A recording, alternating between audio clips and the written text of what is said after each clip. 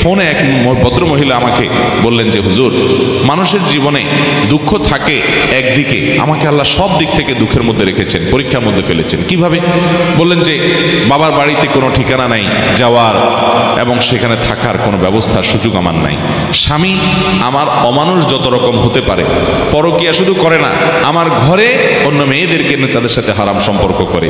একজন নারীর জন্য এটা কত বড় বেদনার। শুধু আমার ঘরে না, আমার কক্ষ থেকে আমাকে বের করে দিয়ে সেখানে সেটা দখল করে সে। এটা যে একজন মহিলার জন্য কত কষ্টের হুজুর, সেটা আপনাকে বলে বোঝানো যাবে না। এরপরে বললেন যে আচ্ছা ভালো, স্বামীটা খারাপ গেল, আমি সবর করলাম, আমার ছেলে মেয়ে বড় হয়েছে।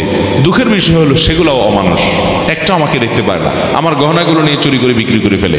ওরা দেশের বাইরে থাকে, ওদের টাকা পয়সার অভাব নাই, কিন্তু আমাকে মা হিসেবে তারা স্বীকৃতি পর্যন্ত দেয় না। এরকম স্বামী অমানুষ, সন্তানরাও অমানুষ, বাবার বাড়িতেও যাওয়ার জায়গা নেই, এরকম একটা জনম দুঃখী মানুষ আরেকটা আছে কিনা সমাজে আমি জানি না। ভদ্রমহিলা মনের দুঃখে আমাকে কথাগুলো বলতেছিলেন। ভাইরা আমার, আমি তাকেও বলেছি বোন, আমি আপনার কষ্ট বুঝতে পেরেছি। আল্লাহ তাআলা আপনাকে ধরুন জনম দুঃখী করলেন, চিরদুঃখী করলেন, কোনো দিক থেকে আপনার সুখ হলো না। এরপরও আপনি যদি এইভাবে চিন্তা করেন যে আমার সকল দুঃখের বিনিময়, সারা জীবনের দুঃখের বিনিময় আল্লাহ তাআলা যদি আমাকে জান্নাতটা দিয়ে দেন, এটা থেকে লস প্রজেক্ট হবে ব্যবসা নাকি লাভের হবে?